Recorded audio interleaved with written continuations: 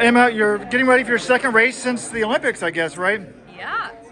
How are you feeling about training? I mean, 409, that first race. First, let's take a step back. What did you think of that first race you had a couple weeks ago? That first race was not good.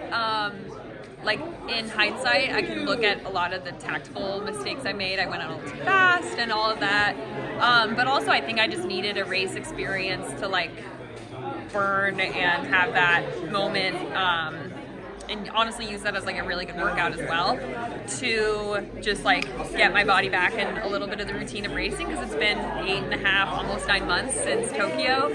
So yeah, that race wasn't great, but I know that I've had the best 20 weeks of training I've ever had leading up to here, so I'm not going to put too much stock into that 409. So what are you expecting? If it was good weather tomorrow, what would you be expecting to run? You know, I don't really have a specific time goal. I often do. I often come into a race having memorized the splits for 905 or 9 flat or whatever. Right? Exactly. So I often have that, but I'm really just going to get out there, see how my body's feeling, see what the conditions are, see what the other women are up to. Using tomorrow as a definitely, I think I can run well and I think I can run fast, but using it more of a flexible race, and I'll kind of just see where I'm at when I'm out there, and hopefully finish strong and get some momentum building for USA's and hopefully, you know, make that world team. So no specific goal time in mind. But you said the training's been going great? Yeah, the training's been going really well. I've done my most mileage I've ever done, and some really solid workouts.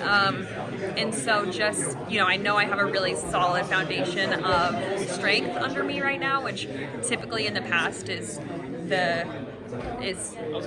maybe a little bit more of a weaker area for me. That, you know, when that is really solid, I know I'm in a good spot to build on, you know, speed and race specificity off of that. So I built a really good foundation, and now it's just kind of lighting the match for the rest of the summer and getting my, you know, race specific work in and all of that. And so yeah, I'm at a good stage, and just seeing what happens tomorrow. I'll be focused and I'll be ready for anything, but I don't have a specific. Do you need a kind of a good result though for confidence, given what happened in Tokyo, or is the confidence there? I mean, I don't want a terrible result, but I also know that I think I trust myself a lot, that you know, no matter what happens tomorrow, I feel like I've run the U.S. Championships 11 times or 10 times, and I've won all of them. But not saying I'll win. Obviously, like, it's an incredibly challenging event at the top, and going against the reigning silver medalist and American record holder isn't easy. But I just mean, like, my confidence and race instincts at USA's.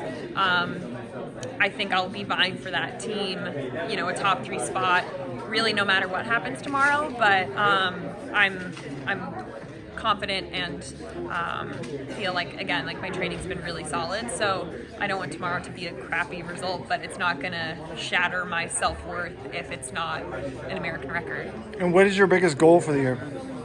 You know, I want to make the team and win a medal at Worlds. I mean, the main goal is to make the U.S. team, and always really to win a championship. And then ever since I got on the podium in Rio, that's just like been the standard. And there's been times that I haven't nailed that. Obviously, Tokyo was that, but that's still the goal, is to find my way on that podium. With an earlier Worlds, is there any thought of trying to get an American record sub-9, like maybe after Worlds? Oh, I mean, yeah, there's Monaco and Zurich, and there's going to be really high-level diamond leagues after. But I think that's not. I'm not holding anything back at USA's or Worlds to hope for something great in August. You know, I'm really focused on US Championships and focused on the World Championships. And then whatever happens after that, hopefully the strength that I built this spring can make me have a really long summer.